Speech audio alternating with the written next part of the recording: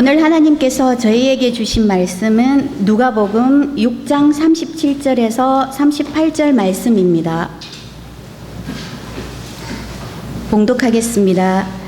비판하지 말라. 그리하면 너희가 비판을 받지 않을 것이요. 정죄하지 말라. 그리하면 너희가 정죄를 받지 않을 것이요.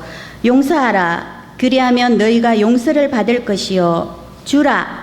그리하면 너희에게 줄 것이니 곧 후히되어 누르고 흔들어 넘치도록 하여 너희에게 안겨주리라. 너희가 헤아리는 그 헤아림으로 너희도 헤아림을 도로 받을 것이니라. 아멘. 제가 컨디션이 굉장히 좋아졌습니다. 물론 이게 하루 음식을 또 잘못 먹으면 톡 다운될 때도 있어요. 그렇지만 전체적으로 보면 제가 많이 회복되어졌고 또 어지럼증도 거의 이렇게 사라진 것 같습니다. 그래서 아마 9월부터는 제가 매주 설교하고 싶은데 그렇게 할 수 있을 것 같은데 제가 서두르지는 않으려고 합니다. 제 컨디션을 보면서 서서히 이렇게 하나하나, 혹시 또 했다가 바로 한 2주 지나고 아이코 하고 주저앉으면 안 될 것 같으니까 한 단계 한 단계 저를 이렇게 점검하면서 접근하려고 합니다. 기도해 주셔서 정말 감사하고 저에게 격려의 메시지를 들려주신 분들에게 정말 감사를 드립니다. 우리는 살아가면서 수많은 말들을 하고 삽니다. 한 주간도 말 많이 하셨죠? 네, 말 많이 하셨습니다. 말 한마디로 천냥빚을 갚는다, 이런 우리나라 속담이 있습니다. 그럼에도 불구하고 천냥빚을 못 갚는 사람들이 주변에 많이 있는 것 같습니다. 그러니까 말을 잘 할 줄 모르는 거죠. 같은 말이지만 해야 할 때가 있고 하지 말아야 할 때가 있습니다. 이것을 구분할 수 있어야 됩니다. 성경에 보면 참 멋진 말이 하나 있습니다. 심는 대로 거둔다, 그런 말이 있어요. 얼마나 멋있는 말인지 모릅니다. 축복의 메시지예요. 너희들이 심는 대로 거둔다. 그런데 이 말씀을 제가 막 암으로 고통받고 아파서 엉엉 울고 있을 때 찾아와서 목사님은 심는 대로 거두시는군요. 그러면 그것은 사랑하는 말이 아니죠. 죽이는 말이고 비판하는 말이고 정죄하는 말입니다. 저하고 전혀 사랑의 관계성이 형성되지 않은 사람만이 할 수 있는 말입니다. 그러나 제가 막 병에서 극복하고 얼굴빛이 돌아오기 시작합니다. 그리고 말씀을 전하면 막 사람들이 은혜를 받고 성령의 감동하심이 임하고 또 다른 예수님을 모르는 사람이 예수님을 영접하고 교회가 부흥되고 막 지체들이 힘을 얻을 때 역시 목사님은 심는 대로 거두시는군요. 그러면 그 메시지는 살리는 말이 되고 축복의 말이 되고 격려의 말이 됩니다. 쉽게 말하면 사랑하고 있느냐, 사랑의 관계성을 이루고 있느냐, 이것이 말의 기초가 되어야 살리는 말이 됩니다. 그래서 내가 하는 말해야 할 때, 그리고 함께 말하는 그 말의 내용으로 감당해야 할 사명, 그리고 내가 있어야 할 위치, 이것만 제대로 알면 참 우리 인생 멋있게 살아갈 수 있습니다.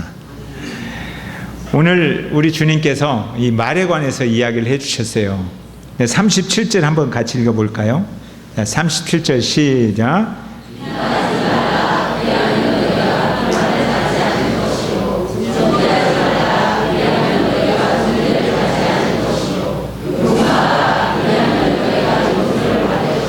두 가지 하지 말라, 한 가지 하라 그랬어요. 두 가지 하지 말라. 무슨 말 하지 말라? 비판하는 말 좀 하지 말라. 또 무슨 말 하지 말라? 정죄하는 말 좀 하지 말라. 그럼 어떤 말 많이 해라? 용서하는 말 많이 해라. 주님은 정죄하거나 비판하는 말 하지 말라 그랬는데 왜 그랬을까요? 정죄하고 비판하는 말의 배경에는 내가 옳고 너는 틀렸다, 이게 깔려 있어요.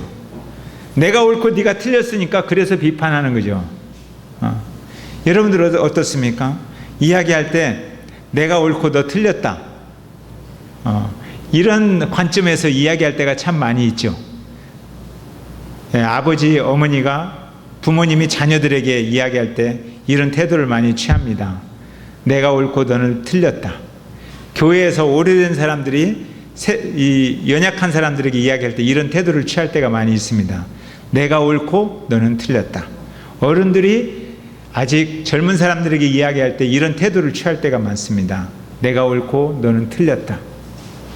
그러면 비판하고 정죄하게 됩니다. 쉽게 말하면 자기가 재판장인 거예요. 옳고 그름의 재판장. 하나님께서는 옳고 그름의 재판장을 누가 하시겠다고 했어요? 하나님이 하시겠다고 했어요. 근데 하나님의 자리에 자기가 있는 거예요. 이것을 성경은 죄다 이렇게 말하는 거예요. 그래서 비판하거나 정죄하는 것이 죄가 되는 거예요.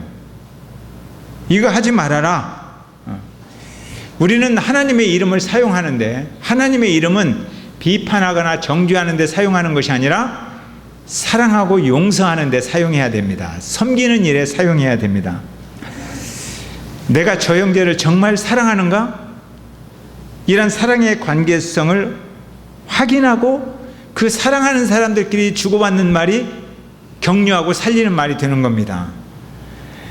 사랑의 관계성을 상실하면 그 말이 비판하는 말이 되는 거예요. 그러니까 여러분들이 어떤 말을 하거나 어떤 그 행동을 취할 때, 어떤 일을 할 때는 먼저 반드시 생각하고 말을 해야 돼요. 무슨 말?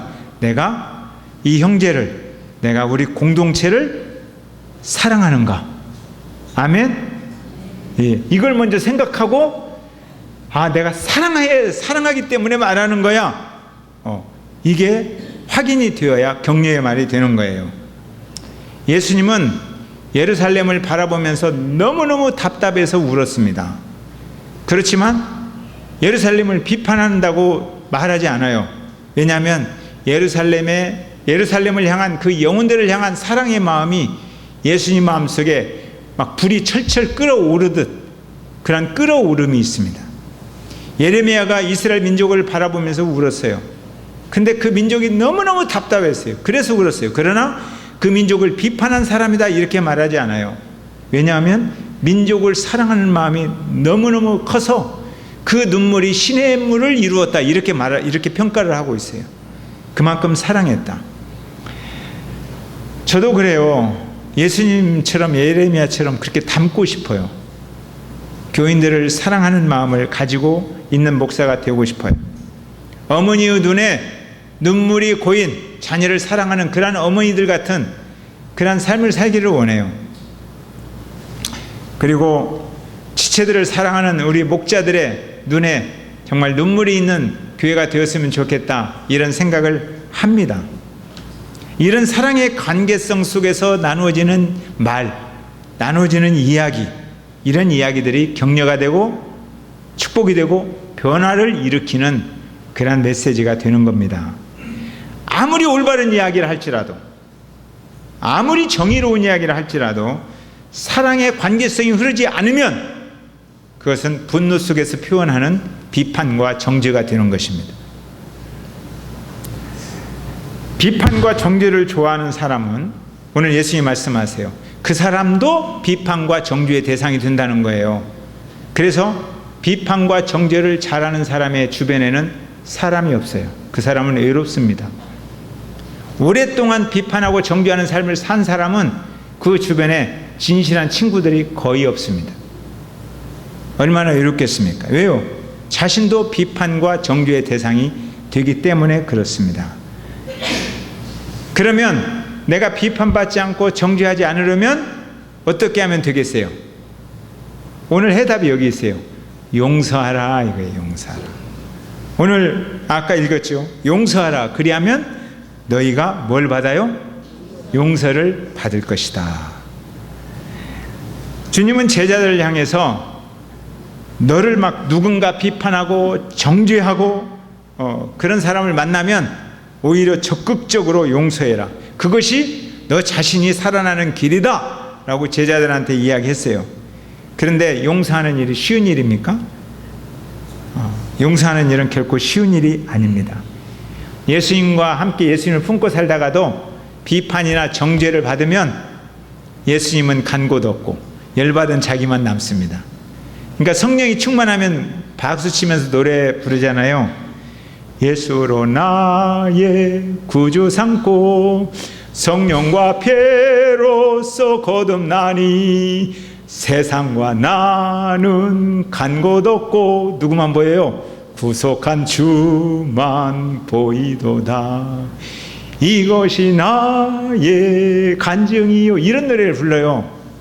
그런데 비판과 정죄를 받으면 상황이 달라집니다. 갑자기 예수님이 안 보여요. 그리고 노래가 바뀌어요. 사랑의 주는 간 곳 없고 열받은 나만 보이도다. 이것이 나의 수준이요. 그래. 나의 수준이 뭐냐? 열받은 나만 남는 거예요.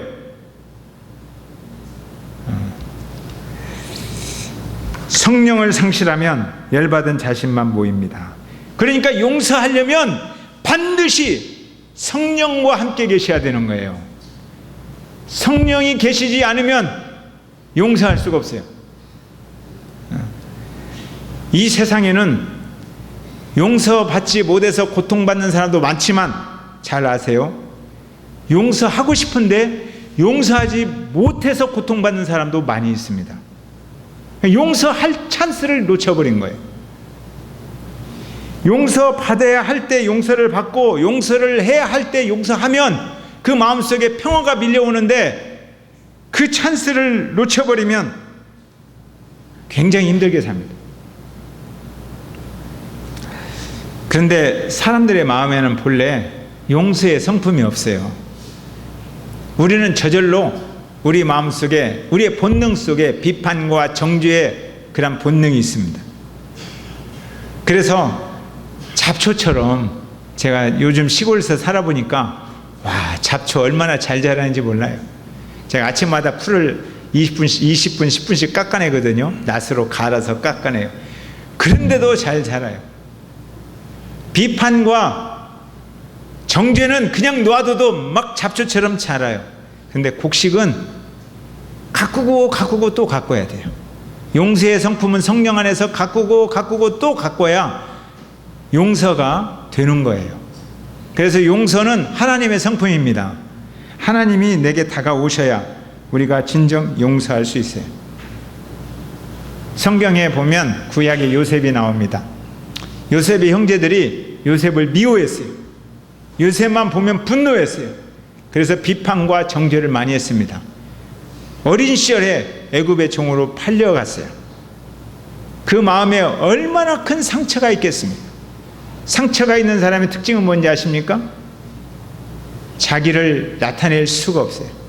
자기를 감출 수밖에, 장벽을 만들어서 자기를 감춥니다. 늘 자기에게 상처 준 사람의 시선으로 자기 인생을 해석하기 때문에 자기를 오픈할 수가 없어요. 그 감옥에 갇혀 있는 거예요. 그런데 요셉의 간증을 들어보면 나는 형들의 시기로 인해서 어린 시절에 노예로 팔려왔습니다.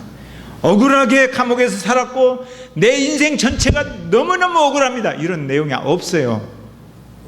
오히려 하나님께서 우리 가정과 우리 민족을 계획하셔서 나를 형들보다 앞서 이곳에 보내셨습니다. 하나님의 관점으로, 자기에게 상처를 줬던 형제들의 관점으로 자기 인생을 해석하는 게 아니라 하나님의 시선으로 자기 인생을 해석하는 거예요. 그러니까 자유로운 거예요. 저도 여러 가지 상황들이 다가오잖아요. 저는 요즘 암 환자들하고 이야기를 많이 나누는데 암도 제 인생을 파괴하는 상처예요. 그죠? 근데 암의 시선으로 제 인생을 해석하고 싶지 않아요. 그래서 다른 분에게 암의 시선으로 당신의 인생을 해석하지 마십시오. 하나님의 시선으로 당신의 인생을 해석하십시오. 우리 인생은 그만큼 가치가 있습니다. 그래서 그 암으로부터 오는 그 고난으로부터 좀 자유롭게 사십시오. 그렇게 말을 합니다. 여러분도 여러분의 인생을 하나님의 시선으로 해석하시기 바랍니다. 한번 손 한번 이렇게 들어봐요. 그래서 자기를 가르쳐요. 자유롭게 살아라. 갇혀 살지 말아라. 좀 자유롭게 사세요. 그죠? 하나님의 시선으로 자유롭게 살아야죠. 그래서 이 요셉을 평가할 때 상처가 많은 사람이었다 이렇게 평가하지 않습니다. 하나님이 함께하는 사람이었다 이런 내용이 성경에 엄청나게 많이 나와 있어요. 여러분들은 상처가 많은 사람들입니까? 아니면 하나님이 함께 하시는 사람입니까? 상처가 많은 사람이야 이렇게 자기를 이야기했던 입은 셔터마우스. 이제부터는 뭐예요? 나는 하나님이 함께하는 사람이에요. 아멘. 다윗도 마찬가지예요. 다윗도 미움과 분노에 사로잡혔던 그런 사울 왕에게 엄청나게 비판과 정죄를 많이 받았어요. 그래서 쫓겨갔습니다. 도망다니면서 때때로 먹지도 못하고 들에서 잠을 자고 자다가 일어나서 또 도망가고 그렇게 살았어요. 굴 속에서 잠을 자다 어느 날 보니까 사울왕이 저기 있어요. 사울왕을 죽일 기회가 2번이나 있었지만 죽이지 않고 옷자락만 베어왔습니다. 그리고 사울왕에게 이야기합니다. 왕이요, 어찌하여 나를 죽이려고 합니까? 어찌하여 사람의 말만 듣고 오해하십니까? 나는 왕을 해하려는 마음이 전혀 없습니다. 왕은 하나님이 기름 부으신 사람입니다. 저는 그 사실을 신뢰하고 존경합니다. 이렇게 말을 해요. 그래서 다윗을 평가할 때, 여러분들 다윗도 권력에 욕심이 있던 사람이었어요. 성경 보면 다윗도 막 머리 굴리고 꾀를 쓰고 별짓 다 했어요. 아들한테 쫓겨서 도망가기도 하고 나쁜 짓도 하고. 그런데요, 다윗을 평가할 때 이렇게 평가합니다. 하나님의 마음에 합한 사람이다. 하나님의 마음에 합한 사람이다. 하나님의 성품이 그 안에 있었다는 겁니다. 신약에 오면 스데반이라는 사람이 있어요. 자기를 향해 사람들이 돌을 던집니다. 그러니까 나는 다른 사람이 던지는 돌에 많이 맞아서 아픔이 크고 상처가 크다 이런 말을 안 해요. 여러분들 돌 많이 맞아서 상처가 많은 인생을 살아오셨죠. 그런데 거기에서는 입을 다물어요. 그리고 뭐라고 하십니까? 주여, 이 죄를 저들에게 돌리지 마옵소서. 이건요, 사람으로서 할 수 없는 말입니다. 그 안에 하나님의 영이 있어야 할 수 있는 말입니다.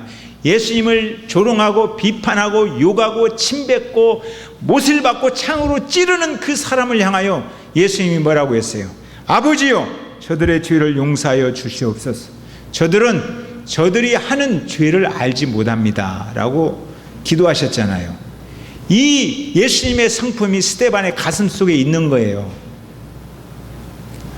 그래서 스데반을 평가할 때 사람들이 이렇게 평가합니다. 그가 하나님의 영광과 하나님 우편에 계신 예수님을 보고 있었다, 이렇게 평가하는 거예요. 여러분들은 무엇을 바라보고 계십니까?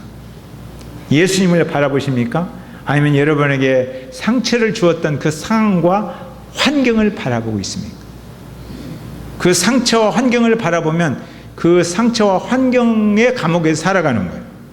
그러나 하나님을 바라보면 하나님과 동행하는 삶을 사는 것입니다. 자, 그러면 해답이 나왔어요. 하나님의 사랑과 하나님의 용서를 경험해야만, 하나님의 용서의 영이 내 안에 임해야만 우리는 용서를 할 수가 있습니다. 관계가 힘들어질 때 저절로 싹 트오는 미움과 분노의 영이 나를 사로잡아서 내 입술에 비판과 정죄를 두고 있다면 이제 기도해야 돼요. 하나님, 용서의 영이 내게 임하기를 원합니다. 사랑의 영이 내게 임하기를 원합니다. 하나님의 마음에 합한 성품으로 자라가며 주님의 십자가의 은혜를 경험하고 하나님을 바라보고 하늘이 열리고 아버지의 성품이 내 마음에 밀려오기를 원합니다.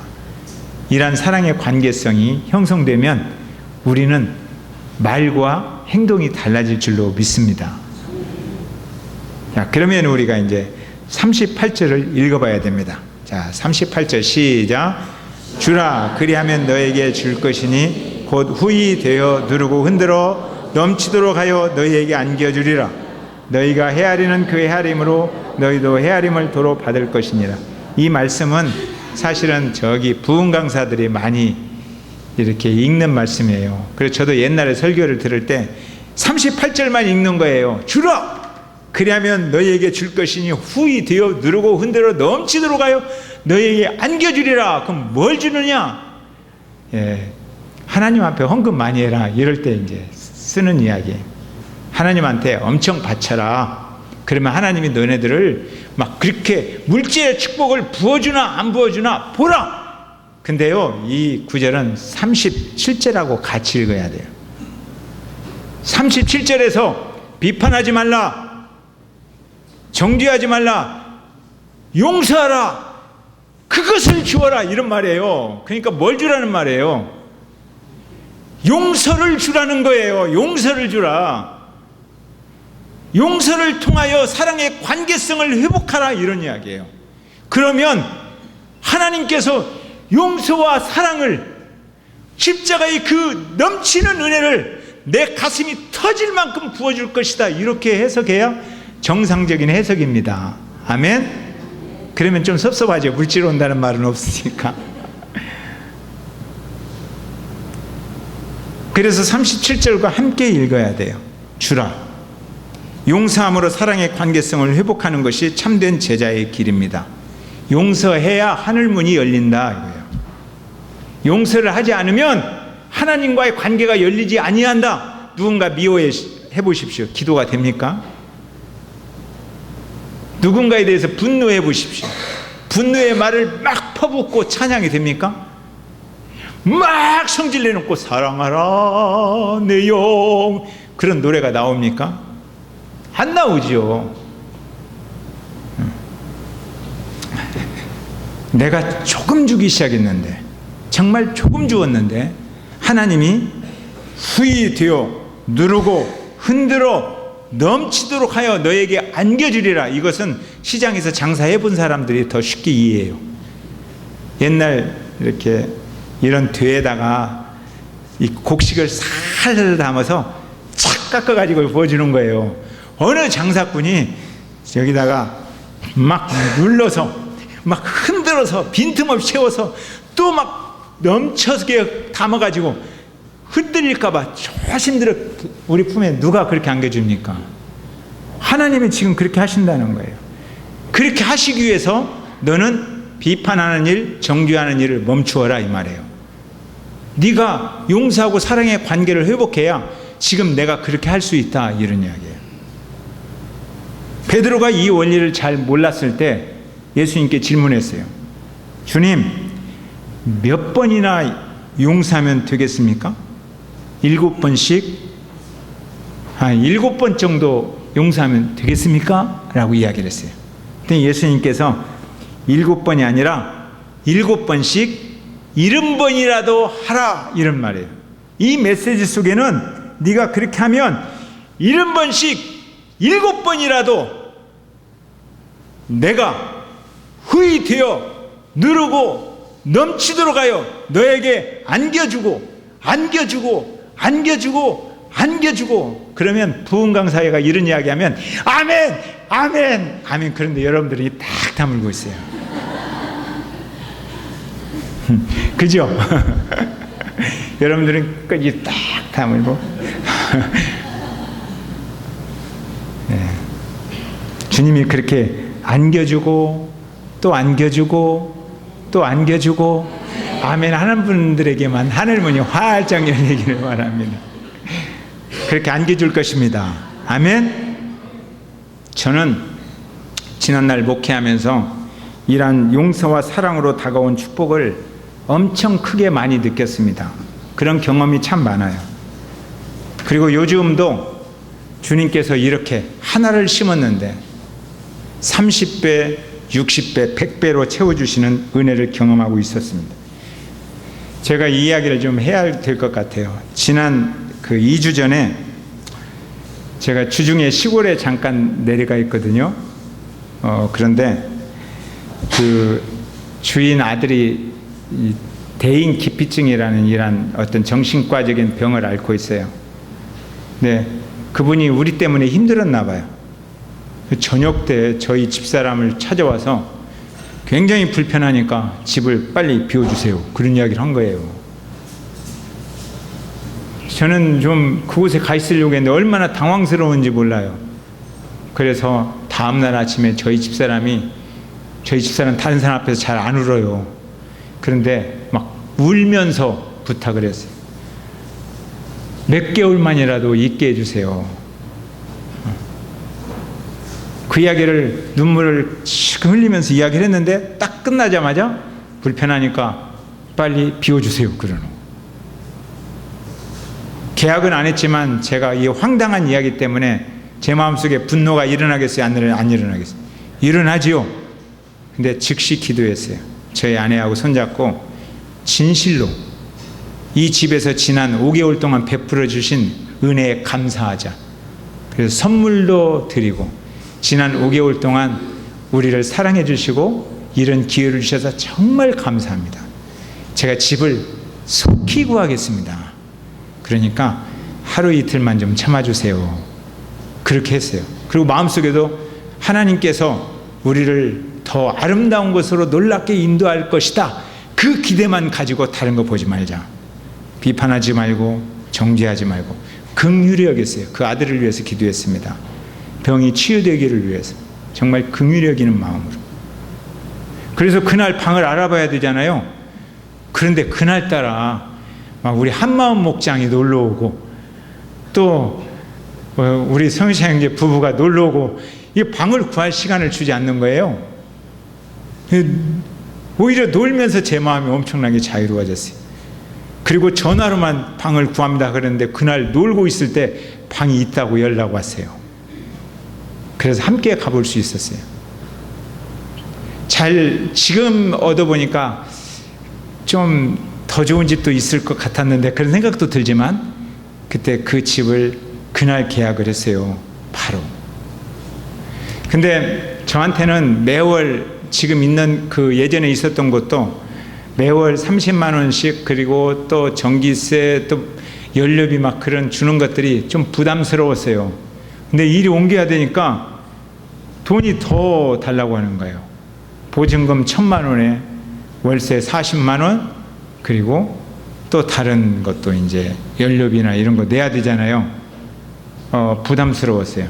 근데 그때 당장 1,000만 원이 없어서 계약은 하되 다음 주에 제 은행에 가서 1,000만 원을 대출받아서 드리겠습니다. 이렇게 이야기를 했더니 흔쾌히 거기서 그렇게 하세요. 그러더라고요. 그런데 그리고 나서 사단이 찾아왔어요. 저에게 사단이 아주 친밀하게 다가왔어요.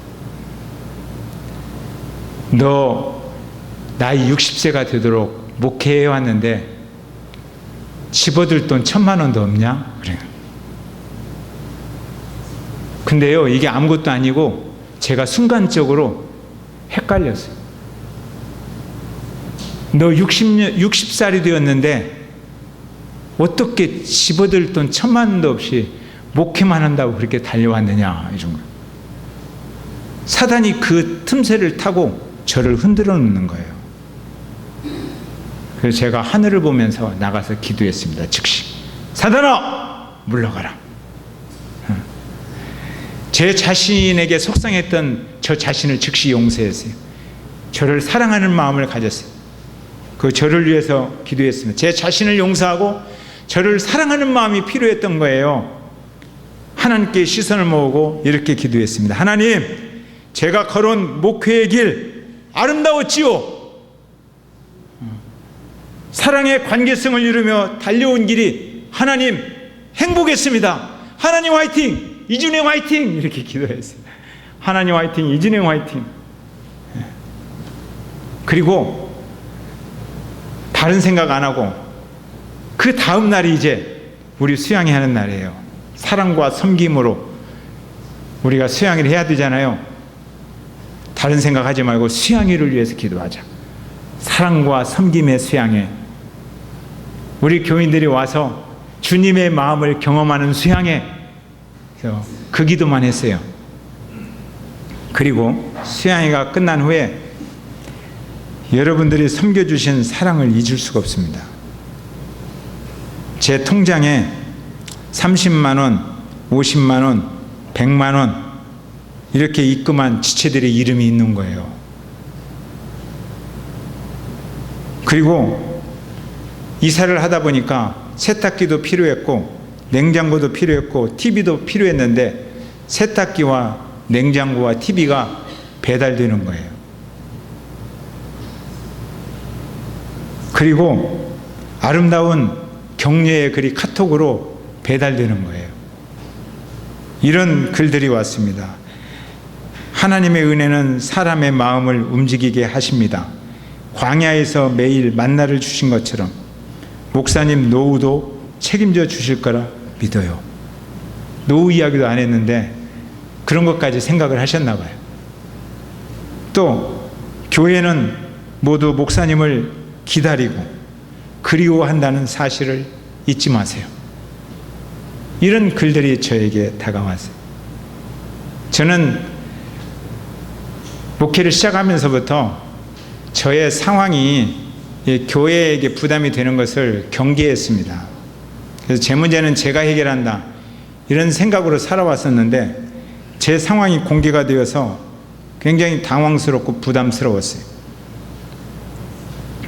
그렇지만 그 이름을 붙들고 기도할 때에 그 이름들이 부담으로 다가온 게 아니라 주님께서 그 이름 하나하나를 사랑의 열매로 보게 하셨습니다. 이 이름이 열매구나. 제가 심은 것은 극히 작은 겨자씨같이 작은 사랑의 씨앗 하나였는데 그 사랑이 우리 지체들의 가슴 속에서 하나님이 후히 되어 누르고 흔들어 차곡차곡 채우셔서 그 열매를 30배, 60배, 100배로 키우셨구나. 그리고 그 열매를 내 품에 안겨주고 계시는구나. 이런 것을 느낄 수가 있었습니다. 그 열매들을 바라보면서 제가 울었어요. 정말 가슴이 뭉클해서 울었습니다.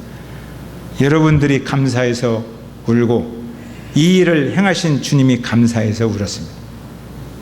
그리고 제가 이 말씀을 준비하면서 다시 한번 이 말씀을 읽어봤어요. 주라, 그리하면 너에게 줄 것이니 곧 후히 되어 누르고 흔들어 넘치도록 하여 너희에게 안겨주리라. 혹시 여러분들이 지금까지 살아오면서 여러분 자신과 또는 여러분들이 사랑해야 할 사람들, 가까운 사람들 때문에 상처를 깊이 받아서 그래서 용서하지 못하고 있다면 이 시간 십자가의 시선으로, 하나님의 시선으로 여러분의 인생을 다시 해석하십시오. 그래서 용서의 영을, 사랑의 영을 부어달라고 기도하시고